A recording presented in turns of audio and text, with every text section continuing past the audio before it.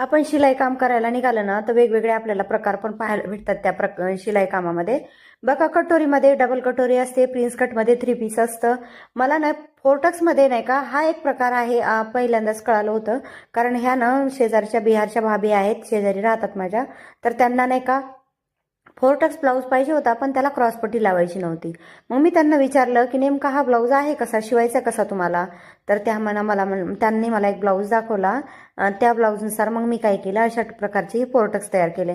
आता बघा, शक्यतोवर आपण काय करतो, फोर्टक्स शिवायचा म्हटलं की त्याला क्रॉसपट्टी लावतो, पण त्यांना नाही का ती क्रॉसपट्टी पण नको होती. मग त्यांनी मला हा मापाचा ब्लाऊज दिला आणि मग मी त्यानुसार अशा प्रकारचे टक्स टाकून हा ब्लाऊज तयार केला.